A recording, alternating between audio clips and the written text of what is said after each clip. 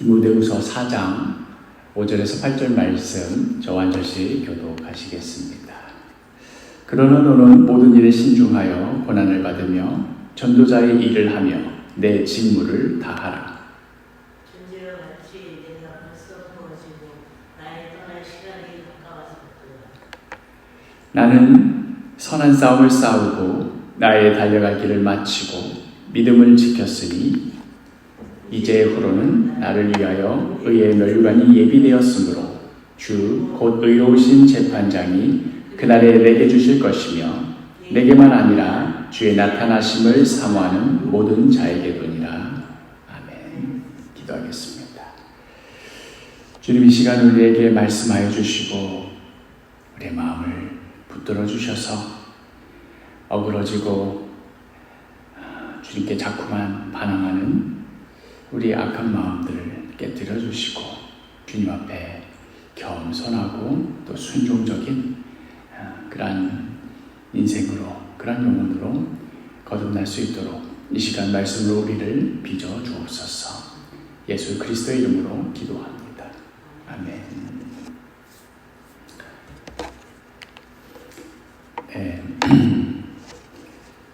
디모데 전후서 또 디도서 이렇게 세 권의 책은 목회 서신서라고 했지요.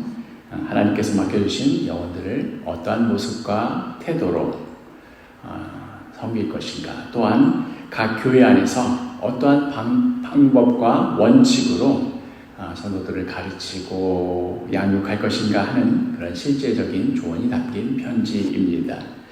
그렇게 에베소 교회에서 사역하고 있는 디모데에게는 이런 조언을 했다가 또 그레데 교회에서 사역하고 있는 디도에게는 또 다른 조언을 하고, 이렇게 이런저런 교회에 대한 조언들이 이제 이 책 가운데 나타나고 있지만 분명히 그 안에는 어떤 중요한 사안이 있고 원칙이 있지만 각 교회의 상황과 처지에 따라 이 교회에 대해서는 뭔가 디도 교회에서와 반대되는 것처럼 보이는, 또 디도 교회, 그러니까 그레데 있는 교회에서는 에베소 교회에서 했던 조언과 뭔가 반대되는 것처럼 보이는 것들이 있었지만, 그러나 각 교회의 상황에 맞춘 것이었다라는 것. 그 중요한 사안 중 하나는 교회 안에서 여성 지도자들에 대해서 어떻게 할 것인지, 어떻게 세울 것인지 하는 그런 문제도 있었고, 또 각 교회의 직분자들,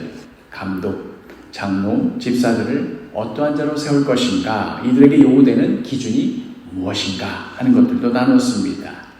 그리고 이제 목회서신서의 마지막 시간인 오늘, 과연 사도 바울은 어떠한 심정과 어떠한 마음가짐으로 이 모든 사역들을 감당해 왔는가, 또한 동시에 자신의 뒤를 뒤따르고 있는 디모데와 디도에게 어떠한 심정으로 또 사명자로서 이 일을 감당하도록 호소하고 있는가 하는 것들을 살펴보려고 합니다. 성경을 꼼꼼히 읽어가다 보면 디모데 전서와 디도서 같은 경우에는 교회 안에서 벌어진 여러 사안들에 대한 실제적인 조언들로 가득한 편지여서 그런지 조금은 냉정하고 객관적이고 또 사무적인 면모들이 보입니다. 이제 뭐 시간 나시면 디모데 전서를 읽고 그다음 디모데 후서를 보실 때 이런 관점에서 한번 읽어보시면 그 문체나 톤이 좀 바뀌어 있다는 것을 느낄 수 있습니다. 예를 들면 우리 사도교회 교육자들끼리 모여서 함께 식사하고 대화할 때는 화기애애합니다. 대화하면 주로 교회 얘기하겠죠. 이럴 땐 이러고 저런 얘기하다가 막상 회의 들어가서 이 문제를 어떻게 진행할 것인가, 이걸 어떻게 해결할 것인가 하는 그런 논의를 하게 되는 그 회의 시간이 되면 당연하게도 서로 사무적인 대화를 할 수밖에 없습니다. 우리 그때 여기서 여기까지는 제가 맡기로 했는데, 여기서 저기까지는 조교사님 맡기로 했는데 어디까지 됐습니까? 이런 식의 대화가 오고 갈 수밖에 없습니다. 디모데 전서와 디도서가 그러한 경향이 있다는 것이지요. 그에 비하면 오늘 우리가 함께 읽은 이 디모데 후서 같은 이 경우에 오늘 함께 읽은 이 본문에서도 느껴지듯이 보다 좀 개인적이고 내밀한 바울의 속내가 드러나는 편지입니다. 그도 그럴 것이 지금 디모데 후서를 쓰고 있는 이 편지는 지금 자신이 처한 상황이나 앞으로 벌어질 일들에 대해서 전망해 볼 때 자신에게 죽음이 임박해 있다 하는 것을 어느 정도 직감하며 각오하고 있는 상황에 쓴 편지입니다. 그리고 실제적으로 이 디모데 후서가 바울의 마지막 글이 됩니다. 오늘 본문 6절 보면 전제와 같이 내가 벌써 부어지고 나의 떠날 시각이 가까웠도다. 이 전제와 같이, 전제는 구약의 제사에서 귀한 기름이나 포도주 같은 것을 하나님께 부어서 드리는 그러한 제사입니다. 예를 들면 야곱이 그 돌베개 베고 자다가 사닥다리에 천사가 오르내리고 있는 그 환상을 보면서 이곳에서도 하나님이 계시는구나, 여기가 하나님의 집이었구나 하면서 그 귀한 그 기름을 그 돌베개를 베던 그 돌을 세워가지고 기둥 삼아서 거기에 부으면서 하나님께 결단하지 않습니까? 이것이 바로 전제입니다. 사도 바울은 바로 그 구약에 온전히 부어서 드리는 그 제사 방법 중 하나인 그 전제를 머릿속에 염두에 두면서 자기 자신도 그 전제처럼 다 부어지는 그 포도주 혹은 그 기름처럼 그 형체도 찾을 길 없이 온전히 다 부어져서 드려질 자신의 그 마지막 순간을 지금 각오하고 있습니다. 전제와 같이 내가 벌써 부어지고 나의 떠날 시각이 가까웠도다. 마치 아버지가 자신의 죽음을 앞두고서 그 자녀에게 마지막 메시지를 남기는 것 같은 어떤 비장한 심정이 느껴집니다. 그러니 아들처럼 여기던 디모데에게 지금 뭐라고 고면하고 있는 것입니까? 5절을 같이 읽어볼까요? 시작. 그러나 너는 모든 일에 신중하여 고난을 받으며 전도자의 일을 하며 내 직무를 다하라. 아버지는 이제 간다. 아들아, 내가 없더라도 너는 모든 일에 신중하고 고난을 받고 전도자의 일을 하고 내 직무를 다하라. 이렇게 유언을 남기고 있는 것이지요. 이것이 바로 우리 사명자에게 맡겨진 삶이다 하는 말입니다. 바울은 지금 로마의 차가운 감옥에 갇혀 있습니다. 당시 로마 제국은 그 악명 높은 네로 황제가 다스리고 있던 때였습니다. 자신의 권력을 유지하기 위하여서 반대파들이 자기에게 화살을 돌릴 때 그 화살을 어떻게든 누군가 공공의 적을 만들어서 다른 사람에게 돌려야 했는데 그것으로 기독교도만큼 편리한 그런 집단이 없었죠. 저 기독교인들이 그렇게 한 것이다. 그렇게 자신에게 돌아오는 화살을 기독교들에게 돌리고 또 그들을 박해하고 순교시킴으로써 자신의 권력을 유지하는 그런 시대였습니다. 그러니 지금 차디찬 이 로마 감옥에서 들려오는 여러 가지 소식들과 앞으로의 일들을 생각해 볼 때 이제 내 죽음이 곧 다가왔구나, 얼마 남지 않았구나 하는 것을 분명히 직감할 수 있었습니다. 그런데 사도 바울은 이러한 절망적인 상황 앞에서도 오히려 담담한 모습을 보여줍니다. 오늘 이것도 본문 7절 같이 읽어볼까요?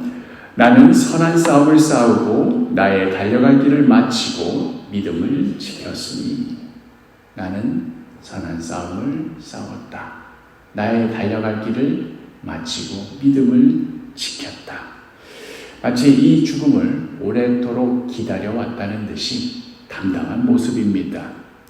그러나 이러한 모습이 마치 지금까지 삶이 너무나 고단하고 괴로워서 차라리 얼른 죽었으면 좋겠다 하는 그런 심정에서 아이고 이제 죽는다니 그냥 차라리 맘 편하다 이런 모습이 아닙니다. 이제야 내가 뭐 다 손에서 놀 수 있으니 차라리 잘 됐다 하는 그런 모습의 그런 자포자기하는 모습에서 나오는 고백이 아닙니다. 8절 같이 읽겠습니다. 이제후로는 나를 위하여 의의 면류관이 예비되었으므로 주 곧 의로우신 재판장이 그날에 내게 주실 것이며 내게만 아니라 주의 나타나심을 사모하는 모든 자에게 도니라. 자신을 부르신 하나님의 하나님께서 자기의 인생을 통하여서 뜻하시고자 하셨던 그 인생의 뜻과 그 목적을 드디어 완성하게 되었다 하는 그 성취감과 만족감이 이 본문 가운데 드러납니다. 이제부로는 나를 위하여 의의 면류관이 예비되었다. 주 곧 의로우신 재판장이 그날에 내게 주실 것이다. 너무도 갈망하였던 주님, 너무도 고대하고 또 고다였던 주님, 지금까지의 모든 고난과 아픔과 눈물과 상처의 진짜 의미를, 이 모든 내 인생 가운데 벌어졌던 모든 일들의 진짜 이유를 온전하게 드러내 주실 분. 바울이 평생에 억울한 소리 얼마나 많이 들었고, 누가 그거 혹시 그런 거지요? 하고 한마디라도 바울 편을 들어줬으면 할 말 많았을 사람인데 아무도 바울 편 안 들어줬습니다. 속으로만 주님은 아시지요. 이렇게 살아왔었는데 드디어 그 모든 것을 아시는 주님 앞에 내가 서게 된다. 그동안 너희들은 나를 그렇게 생각했지. 그러나 주님이 이제 다 밝혀 보여주실 것이다 하는 모든 것을 온전하게 드러내 주실 의로우신 재판장, 바로 그 재판장께서 나에게 의의 면류관을 주실 것을 소망하고 있는 것입니다. 뿐만 아니라 이 소망이 내가 지금 가지고 있는, 죽음 앞에 서 있는 나 자신이 가지고 있는 것을 넘어서서 이제 자기의 아들과 같은 이 디모데에게도 너도 그런 동일한 소망이 있다는 것을 말하는 겁니다. 내게만 아니라 주의 나타나심을 사모하는 모든 자에게도니라. 여기에는 당연히 지금 디모데를 향한 말이죠. 이러한 사도 바울의 모습이 세상 어떤 죽음을 앞두고 뭔가 좀 감상적이 되고, 이제 끝인가. 우리 영화 보면 유명한 대사 있잖아요. 거참 죽기 딱 좋은 날씨구만. 뭐 이런 식의 어떤 그런 식의 감상에서 나온 태도는 아니었습니다. 한창 사역에 열정을 다하고 있던 그러한 때 역시도 사도 바울은 이와 같은 모습이었습니다. 그때도 로마 감옥에 갇혀있던, 지금은 이제 마지막 때고, 그 전에도 로마 감옥에 갇혀있을 때에, 그때도 내가 지금은 갇혀있지만 곧 풀려나게 되겠구나 하는 것을 내다보면서, 그렇다면 내가 이런 상황 가운데서 어떻게 살아가야 할지를 빌립보 교회 성도들에게 편지로 썼던 그 내용이 이제 빌립보서로 남아있는데, 그때 역시도 지금은 이제 로마 감옥에서 나는 곧 죽을 게 확정되어 있는 상황이 있은 거지만, 그때는 똑같은 로마 감옥이었지만 곧 풀려날 확률이 높겠다 하던 그 상황에도 지금 한편은 지금 살아날 것이 분명해 보이고 한편은 죽을 것이 분명해 보이는 그 상황, 동일한 상황에서도 바울은 역시 똑같은 모습을 보여줬습니다. 빌립보서 1장 20절과 21절을 보면 같이 읽겠습니다. 나의 간절한 기대와 소망을 따라 아무 일에든지 부끄러워하지 아니하고 지금도 전과 같이 온전히 담대하여 살든지 죽든지 내 몸에서 그리스도가 존귀하게 되게 하려 하나니, 이는 내게 사는 것이 그리스도니 죽는 것도 유익함이라. 내가 살든지 죽든지 내 안에 살아계신 그리스도가 존귀케 되는 것이 내 삶의 유일한 이유다. 내 삶의 존재의 이유가 바로 그 그리스도께서 존귀하게 되시는데 여기에 다 있다. 그러니 그 그리스도가 드러나기 위함이라면 내가 설사 죽는 것이 필요하다 하더라도 그것이 유익할 정도다.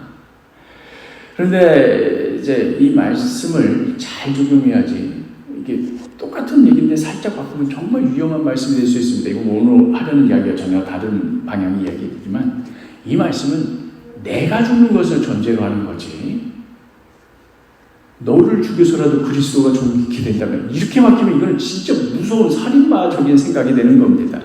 너를 죽여서라도 내가 믿는 신념의 우월함을 드러내겠다. 사실 기독교 역사 가운데 벌어졌던 수많은 비극들이 이런 내가 죽어야 되는데 상대방을 죽음으로 해서 나타난 것 아니겠습니까? 이것만큼 하나님의 영광을 가리는 것도 없습니다. 다시 한번 강조하지만 나의 죽음입니다. 내가 죽는 것. 이어지는 22절에서 24절 말씀. 그러나 만일 육신으로 사는 이것이 내일의 열매일진데 무엇을 택해야 하는지 나는 알지 못하노라. 내가 그 둘 사이에 끼었으니 차라리 세상을 떠나서 그리스도와 함께 있는 것이 훨씬 더 좋은 일이라. 그렇게 하고 싶으나 내가 육신으로 있는 것이 너희를 위하여 더 더 유익하리라. 죽은 정승이 산 개만도 못하다고. 내가 어떻게든 그래도 사는 것이 나으니까 그러니까 내가 살아야지, 이런 이야기가 아니라 내가 살든지 죽든지 어떠한 결과로 이어지든지 나는 정말로 관계가 없다. 심지어는 내가 차라리 이 세상을 떠나고 내가 주님 곁에 있는 것 오히려 내가 바라는 바이다. 그럼에도 내가 이렇게 살아서 숨을 쉬는 그 이유는 내가 아직도 해야 할, 내가 아직도 감당해야 할 사명이 있기에, 그렇게 해서 너희 빌보 성도들에게 유익을 끼쳐야 할 그 사명이 남아있기에 내가 그래서 살아가는 것이다 하는 말입니다. 사도 바울은 감옥에 곧 나갈 수 있을 것 같았던 지금의 이 빌립보서를 쓰던 당시에도 또 우리가 오늘 읽은 본문같이 디모데후서처럼 이제 못 나가는구나, 여기가 끝이구나, 곧 죽음을 맞이하겠구나 하는, 죽음이 분명해 보이는 그 상황에서도 변함없는 모습으로 삶이어도 좋다, 죽음이어도 좋다, 그 무엇이든 나는 내 안에 살아계신 그리스도가 드러나기를 바란다 하는 태도였던 것입니다. 뭔가 보통 사람과는 좀 다른 모습, 우리 평범한 사람들로서는 그 발 뒤꿈치도 못 따라할 것 같은 이런 모습 같습니다만은, 그러나 이 바울의 이 모습을 조금 더 한 걸음 더 가까이 가서 들여다보면 의외로 우리 살아가는 사람들의 모습과 별반 다르지 않는 소리를 또 하는구나 하는 것을 보게 됩니다.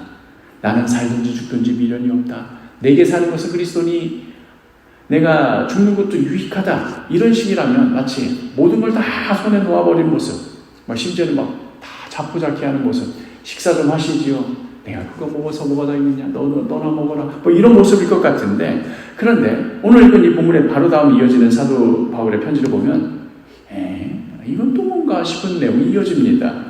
우리가 오늘 8절까지 읽었는데요, 9절에는 이런 얘기가 나오고 있습니다. 너는 어서 소피 내게로 오라. 아니 좀 전까지 지금 그 편지를 뭐라 나와 있죠? 내가 전제처럼 다 부어지고 나의 마지막 때가 가까이 오고 있다. 나 이제 죽음에 대해서 담담히 준비되어 있다. 이래도 좋고 저래도 좋다. 내가 죽는다 하더라도 너는 흔들리지 말고 너의 갈 길을 가거라. 뭔가 이렇게 드라마나 영화에서 보여주는 어떤 영웅의 마지막 같은 그런 모습을 보여주다가 뜬금없이 갑자기 그 아들에게, 그런데 너는 빨리 나한테 와라. 너 지금 늦으면 안 된다. 이렇게 청하고 있는 겁니다. 뭔가 오든지 말든지 나는 상관없으니 네 할 일을 다 하거라.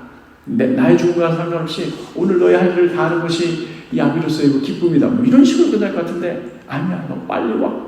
난 너 봐야겠어 하는 그런 얘기가 나옵니다. 이게 그냥 하는 말이 아닙니다. 내가 죽음 앞두고 정말 누구라도 보고 싶다는 그런 정도의 내용이 아니라 디모데후서 4장 21절에도 이게 또 강조됩니다. 너는 겨울 안에 어서 오라. 딱 시간을 다 정해놓고는 그 안에 넣어야 돼. 뭔가 이유가 있어 보입니다. 정말로 서둘러서 빨리 오기를 요청하고 있습니다. 왜 그런가 하면 보면 이제 이 내막을 조금 살펴봐야 되는데요.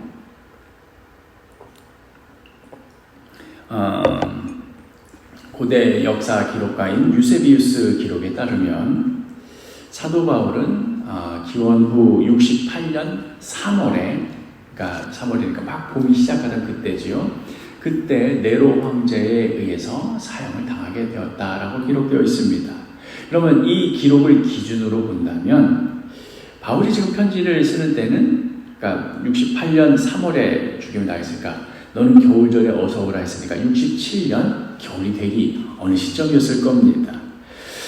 당시, 그러니까 지금 디모데가 어디 있다고 그랬죠? 소아시아, 지금의 튀르키 지역인 에베소에 있다고 그랬죠. 에베소에서 로마로 가려면 어느 바다를 통과해야 되겠습니까? 지중해를 통과해야 합니다. 그런데 당시 지중해 백길은 9월이 되면 위험해지기 시작해서 11월이 되면 바람이 너무 세게 불고 폭풍이 심해서 아예 그냥 배가 안 뜨는, 11월부터는 영업 안 하는 그런 기간이었습니다. 그러니까 지중해에서의 겨울 항해는 당시 기술로서는 불가능했습니다. 따라서 만일 디모데가 겨울 전에 이곳 로마에 도착하지 못한다면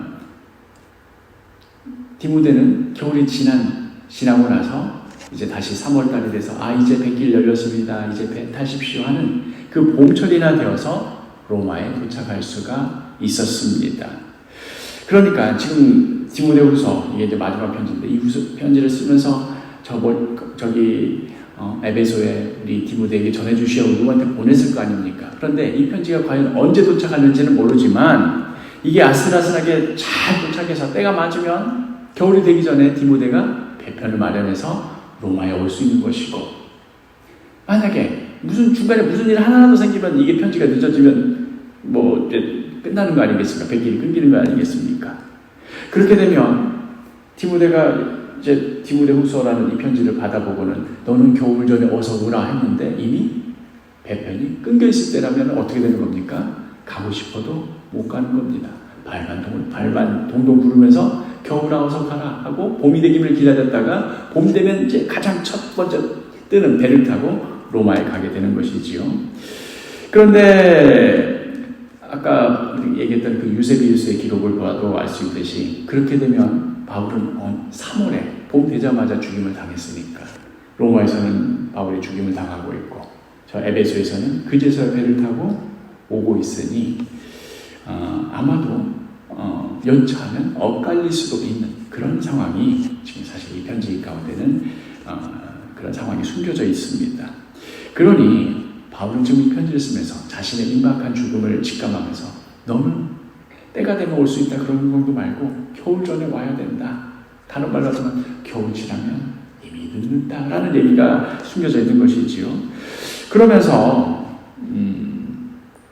로마에 올 때 그때 이제 배가 들르는 그런 항구들이 있는데 그때 드로아라는 도시가 있는데 거기에 두고 온 내 겉옷도 챙겨와 달라. 또한 가죽종이에 쓴 책, 오늘날로 치자면 성경 연구에 필요한 그 서적들을 좀 나에게 챙겨와 달라 이런 부탁까지 남깁니다.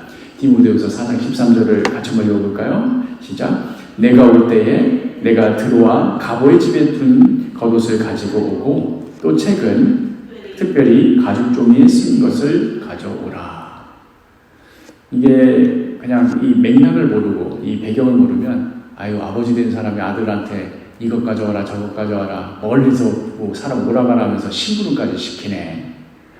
좀 시간 되면 천천히 오라고 할 것이지 겨울 전에 빨리 오라고 막 보치기까지 하네. 이런 느낌을 가질 수 있지만 이 상황을 좀 더 들어가 보면 이게 참 좀 뭐랄까 묵직한 어떤 그 짠한 마음, 어떤 감동이 있습니다. 전에 그러니까 앞서서 그러니까 제가 이제 성경을 많이 읽기 전, 그러니까 뭐 이제 막 신앙 공부 시작하고 이제 떠듬떠듬 성경 열심히 읽기 시작하던 그런 때에는 이 본문이 그냥 쓱 지나가는 본문이었습니다. 오히려 저에게 감동을 줬던 본문은 우리가 아까 읽었던 나의 떠날 시각이 가까웠다. 나는 전제처럼 부어졌다. 뭐 이런 부분이 감동이었지. 이 부분은 그냥 뭔가 이 편지라는 장르 특성상 자신의 개인적인 어떤 부탁이 그냥 껴있었구나. 뭐 그런 정도로 제가 읽었었는데 그런데 이제 계속해서 말씀을 보게 되고 연구하다 보니 이 부분이 그냥 넘어가지지가 않습니다. 앞서서도 밝혔듯이 바울 자신은 지금 어떤 상황이라고요? 내가 죽을 것이 분명해진 상황입니다. 뭐 더 하든 안 하든 죽는 것이 이제 확정적입니다. 그런데 이 부탁은 마치 어떤 느낌이 드냐면 여전히 자기 자신에게 더 살 날이 있는 것처럼 더 살아서 무언가 해야 할 일이 있는 것처럼 그렇게 디모데에게 부탁을 합니다. 가보라는 사람이 이제 그 사람이 드로아에 사는 성도일 것 같은데 그 사람 집에 내가 걷어두고 왔는데 그거 챙겨와라. 또 책, 가죽을 쓴 책이 있는데 그거 나 성경 공부하는데 필요한 건데 그 당시에 책이 무거웠기 때문에 어디든 들고 다닐 수 있는 그런 게 아니었거든요. 그거 내가 필요한데 그거 가지고 오라. 이렇게 부탁을 하는 겁니다. 아니 좀 전까지만 하더라도 나 이제 곧 죽을 거야. 난 이제 준비됐어. 이랬으면서 바로 뒤에는 너 얼른 와. 얼른 와서 옷도 갖다 주고 책도 갖다 줘. 이렇게 부탁을 한단 말이죠. 그래도 이 가보의 지에 두고 온 겉옷 부탁하는 거는 그래도 좀 이해가 됩니다. 왜냐하면 지금 바울 자신은 이제 60대가 넘어간, 우리로서는 지금 60대는 젊지만 그 당시는 60대면 정말 이제 나이가 많은 그런 때인데, 그 늙고 연약해진 육체로 로마 겨울, 그것도 차디찬 그 로마 감옥에서 겨울을 보내는 죄수 입장에서는, 지금이야 우리가 건물도 거젓하게 짓고 뭐 죄수들에게 옷도 일괄적으로 지급하고 그러지만 2000년 전에는 그런 거 없습니다. 잡혀온 당시 옷으로 그냥 죽을 때까지 갇혀 있는 겁니다. 그러니 겉옷 그거 가져와라 부탁했던 것은 한편으로는 이해가 됩니다. 왜냐면 곧 겨울이 다가올 거니까 너 겨울 전에 어서 와서 그거 나 입을 수 있게 해달라, 이런 부탁이니까요. 그런데 이 와중에 책을 부탁하는 그 바울의 모습을 보면서 이건 또 뭔가 싶습니다.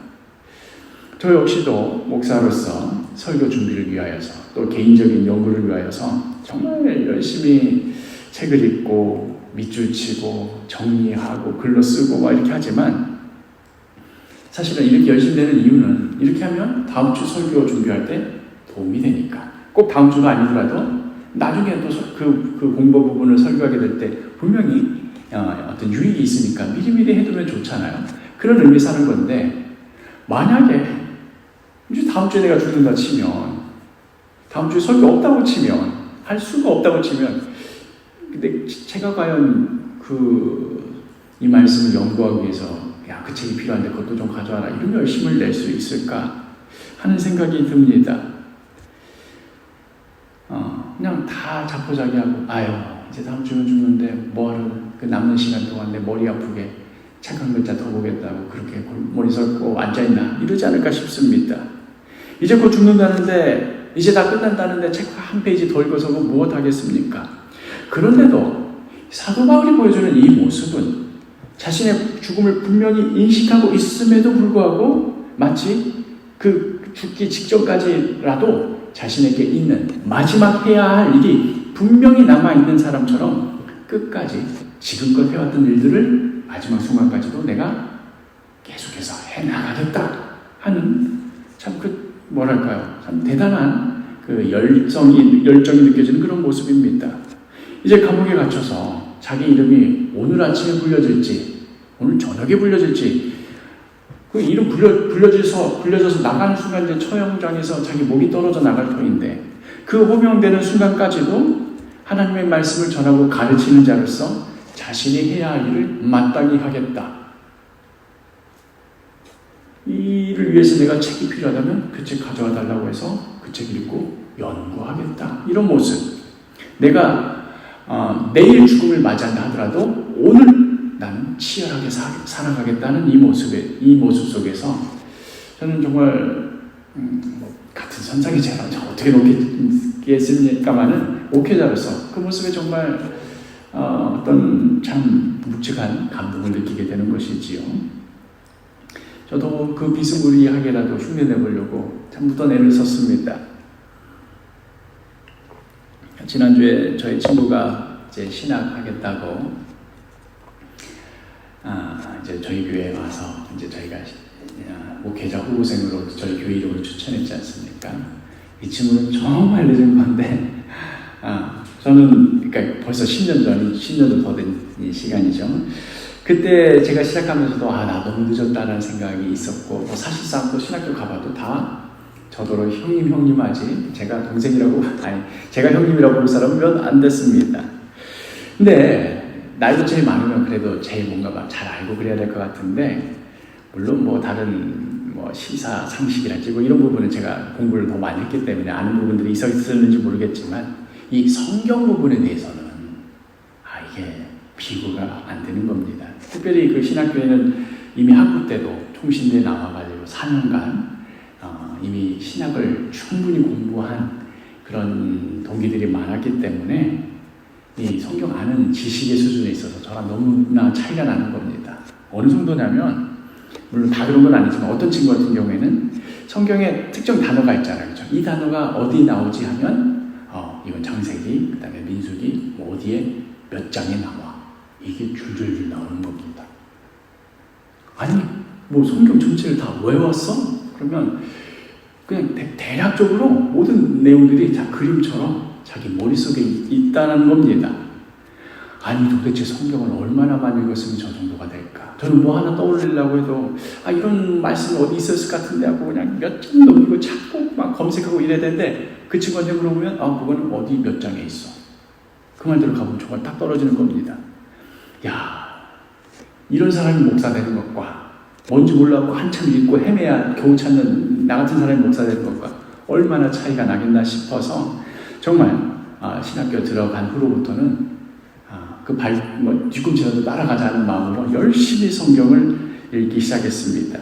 그때는 마침 또 스마트폰으로 이렇게 핸드폰이죠. 스마트폰으로 성경 보는 우리가 앱이 나와 있던 그때였기 때문에 늘 성경책을 들고 다니면 물론 폼은 나겠지만 현실적으로는 그러지 않으니까 이 스마트폰에 성경 앱을 깔아놓고는 정말 틈나는 대로 버스가 저기 오고 있는데 아직 오려면 한 100m 남았다. 조금 틈 나잖아요. 그렇죠? 10초, 20초 남잖아요. 그때라도 켜서 읽을 정도로 화장실에서 볼일을 본다. 그때만큼은 당연한 거고요. 계속해서 그렇게 얼마나 이 스마트폰으로 열심히 성경을 읽었는지 종이책 말고 스마트폰으로만 성경 통독을 50번 정도 한 사람은 아마 저밖에 없을 겁니다. 얼마나 성경 통독을 얼마나 많이 열심히 했는지 느껴지시지요. 어느 날은 제가 화장실에서 이제 큰일을 보고 있는데 그때도 물론 딱 시작하면 바로부터 이제 이것부터 키는 겁니다. 이렇게 열심히 이제 성경을 보고 있는데 보는 순간 갑자기 스마트폰이 툭 하고 그냥 꺼지는 겁니다. 그래서 배터리가 나갔나 하고 이렇게 아무리 뒤적여봐도 정말로 스마트폰이 너무 오래 써서 그런 거기도 하겠죠. 정말 마지막 순간까지 열심히 다해서 자기 최선을 다하다가 뚝 하고 그냥 죽어버린 겁니다. 그래서 아이고 이거 조금만 더 읽었으면 2장 다 읽었을 텐데 스마트폰이 죽어서 성경을 더 못 읽는구나 하면서 지금 생각해도 제가 왜 그렇게 기도했는지는 모르겠는데 제가 저 스스로 칭찬하기 참 민망하긴 합니다만은 지금 생각해봐도 참으로 기특한 기도를 그때 그 변기에 앉아서 했는데 그 기도 내용이 대충 이렇습니다. 하나님, 이렇게 그 핸드폰이 갑자기 죽듯이 저 역시도 어느 날에 주님께 부름받으면 갑자기 죽을 터인데 이 내 손에 든 이 핸드폰처럼 그 죽는 순간까지도 주님 말씀 보다가 그렇게 그 있던 장과 절까지 있다가 그렇게 주님 곁에 가는 그런 목사 되게 해주십시오. 똥 싸다 말고 그 경건한 기도를 왜 했는지 모르겠지만 그때 그런 기도를 했던 그런 마음이 있어서 그런지 이 디모데후서의 이 본문을 읽으면 똥 싸는 정도가 아니잖아요. 그렇죠? 지금 나 죽을 것 뻔히 아는데도 너 올 때 그 책 가져와라. 나 죽기 전까지도 그거 읽고 영어해야겠다. 정말 뭐랄까요? 이렇게 살아가다니 나도 이런 모습으로 이런 각오로 살아야지 하는 어떤 감동이 있습니다. 그런데 문득 궁금해집니다. 과연 바울은 이렇게 편지 보낸 그 편지의 바람대로 죽기 전에 디모데를 만나고 디모데가 아버지라고 불렀겠죠. 아버지 아들처럼 얘기했으니까 그 편지 받고 제가 겉옷 챙겨왔습니다. 책도 가져왔습니다. 아이고 겨울 전에 오느라고 서둘러 오느라고 너무 애썼다. 이렇게 그래서 그 추운 날 그 겉옷을 입고 가죽으로 된 그 책을 읽으면서 최후를 맞이하게 되었을까? 궁금해지지 않습니까? 성경은 그래서 이 편지를 받은 이후에 디모데가 급히 왔더라 이런 내용이 전혀 없이 그냥 이 편지가 마지막이기 때문에 우리가 알 수는 없습니다만은 그러나 유세비우스의 기록에 바울의 죽음 당시 그 옆에 아들인 디모데가 지키고 있었다. 만약 그랬더라면 이런 말 한마디 정도 남길 법한데 그런 말이 일절 없습니다. 그런 걸로 봐서는 아마도 안타깝게도 바울은 이렇게 편지를 썼지만 그의 바람대로 안 되었지 않았을까 싶은 마음이 듭니다. 불행히도 이 훗날 디모데 후서가 될 이 편지는 너무 늦게 디모데 손에 도착하게 되었고 부랴부랴 나 지금 로마 가야 됩니다. 지금 로마로 가는 배편 없으니까 아이고 하루만 일찍 오시지. 그 마지막 배 떠나서 이제 지금 배 가면 폭풍 불고 가라앉고 그러니까 배 안 뜹니다. 봄에 나오시지요. 이런 일이 벌어진 건 아니었을까.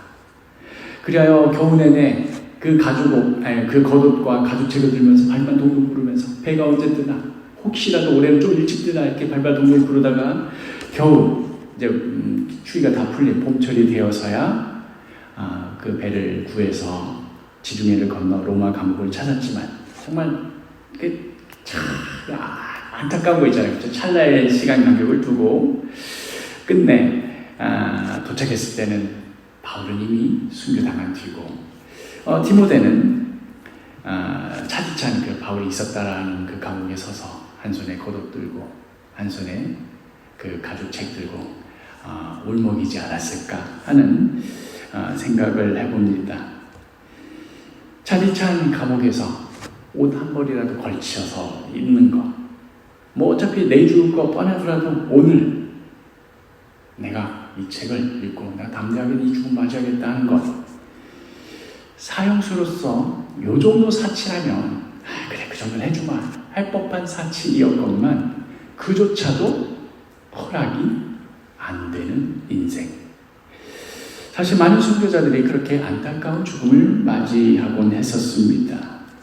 지금도 제 가슴을 찡하게 울리는 그 순교의 안타까운 순간 중 하나는, 우리나라에서 있었던 순간 중 하나는 바로 우리가 잘 아는 주기철 목사님의 그 순교 장면입니다. 주기철 목사님이 이제 감옥에 갇혀서 너무나 체력도 약해지고 막 계속 병을 달고 사니까 이제 이 사람 곧 죽겠구나 싶어가지고 평양형무소 소장으로부터 주기철 이 죄수의 상태가 위급하니 잠깐이라도 꺼내가지고 병원에라도 입원시키는 게 좋겠다. 이러다 감옥에서 죽으면 송장 치르는 건 아니냐 하는 전가를 받고는 이제 그 사모님이 부랴부랴 그 감옥에 면회를 갔답니다. 갔더니 아니나 다를까 사람이 완전히 다 그냥 늘어져가지고 제 발로도 못 걷고 간수에 등에 업혀가지고 면회장에 나온 것이지요. 그러니까 이제 정말 오늘 내일 하겠다 우리 남편, 이런 상황, 이런 판국에 주기철 목사님이 그 아내에게 이렇게 부탁했대지요. 나를 위하여 기도해 주시오. 내 오래지 않아 주님 나라에 갈 것이요. 내 어머니와 어린 자식들을 부탁합니다. 뭐 이런 말도 할 수 있어요. 그렇죠? 아버지로서, 아들로서 자기가 어떻게 할 수 없는 상황 가운데 아내한테 부탁하는 거죠.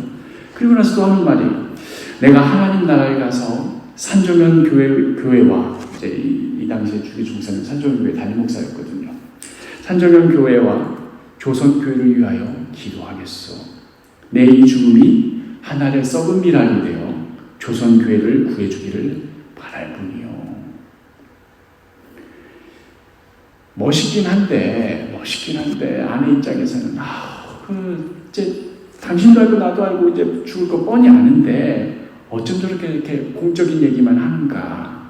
나는 한 여인으로서 나한테 할 말은 없나 싶어가지고 서운한 마음에 이제 다시 업혀가는 그 목사님을 향해 그 이제 등 쪽을 바라보면서 더 할 말 없으시냐고 물었더니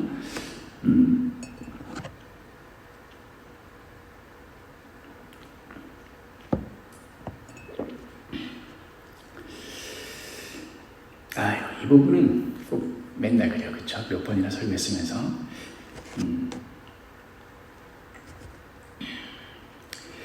이제 마지막으로 부탁하실 말씀이 없냐고 그러니까 이제 차마 뒤도 못 돌아보고 이제 이렇게 엎인 채로 얘기하는 거죠. 여보, 그러니까 여보 부르는 거기에 이미 그 남편과 아내 사이에 그 표현이 담겨 있는 겁니다. 여보, 나 따뜻한 숭늉 한 그릇 먹고 싶소. 이게 마지막 말이었다고 하지요. 그게 이 땅에서의 부부사이의 마지막 대화였습니다. 그 숭늉 한 그릇이 뭐라고, 그것 하나 대접받지 못하고 그렇게 마지막을 보냈어야 했나. 뭐 할 수가 있다면, 그쵸? 할 수가 있다면 간수에게 뇌물을 써서라도 어디서 따뜻한 숭늉 반그릇이라도 거기다가 그냥 한 모금이라도 이렇게 대접해 드릴 수만 있다면, 그러면 이제 곧 죽을 사람이지만 그래도 예수님 참 따뜻하구나, 아유 참 구수하구나, 그 차디찬 육신에 조금이라도 그 온기가 전해질 수 있었을 텐데, 그런데 그 작은 사치조차 허용되지 않았습니다.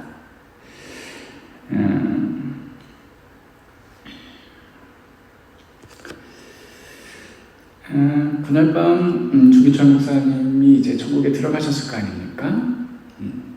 저희 상상 같은 얘기입니다만은 아마 천국 입성할 때 우리 예수님께서 한 손에 숭늉 한 사발 들고 버선발로 나오시지 않으셨을까요? 어쩌면 디모데는 성경이 말하고 있지 않으니까 우리가 뭐라고 말할 수는 없지만, 이제 늦게 도착해서 밖은 봄이 되어서 꽃이 피고 바람이 불어도 따뜻한 바람이 부는데, 그 감옥은 그 봄인데도 감옥 안에만 들어가면 썰렁하고 막 섬뜩하고, 그 차가운 냉기가 가득한 그 로마 감옥 바닥에 우두커니 서서 주인을 잃은 그 겉옷과 그 책을 손에 들고 하염없이 눈물을 흘리지는 않았을까요? 누군가는 그 모습을 보면서 하나님이 없다고, 하나님이 있다고 한다면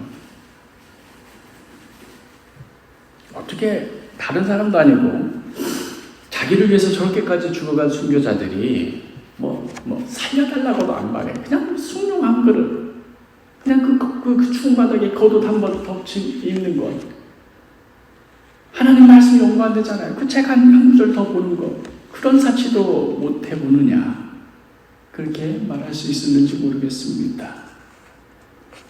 그러나 그건 하나님을 모르는, 또 그 순교자들의 그 마음을 모르는 자들의 반응일 뿐이지요. 윤동주 시인이 십자가라는 시에서 이렇게 노래했듯이, 괴로웠던 사나이 행복한 예수 그리스도에게처럼 십자가가 허락된다면, 모가지를 들이우고 꽃처럼 피어나는 피를 어두워가는 하늘 밑에 조용히 흘리겠습니다. 이 노래처럼 사도 바울은 행복한 마음으로, 가슴 벅차오르는 소망으로 그 죽음의 순간을 맞이하였을 것입니다. 만일 이 세상 살아가는 것이 우리가 가진 것의 전부라면, 죽기 전에 작은 사치라도 하나 더 누리는 것이 중요하지요. 죽기 전에 숭늉한 그릇이라도 먹고 죽는 게 더 낫지요. 그러나 사나 죽으나 그리스도께서 나와 함께 하심이 가장 귀한 복이요, 가장 놀라운 소망이요, 우리 인생의 가장 높은 뜻과 목적이라면 기꺼이 행복함으로, 기쁨으로, 소망으로 그 죽음의 길을 걸어 나았을 것입니다. 왜냐하면 바울이 그 전에 그 로마 교회 성도들에게도 편지하며 고백하였듯이, 로마서 14장 8절 같이 읽겠습니다. 우리가 살아도 주를 위하여 살고 죽어도 주를 위하여 죽나니, 그러므로 사나 죽으나 우리가 주의 것이로다. 우리가 사나 죽으나 주님의 것이기 때문입니다.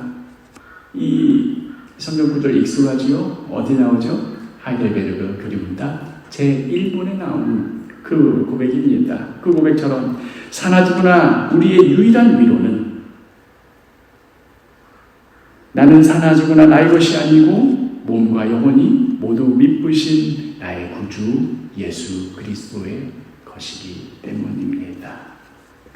이 위로로, 이 소망으로 살든지 죽든지 오늘 하루도 우리가 주님을 위하여 살아가되, 주님께서 부르신 이 땅의 소명을 위하여 신실하게 또 치열하게 살아가는, 그러나 내 안에 사는 그리스도신이 나의 죽음도 유익하다 여기며 가장 귀하고 복되게 그 죽음마저도 감사함으로 여기는 그런 귀한 인생 되시기를 간절히 축복합니다.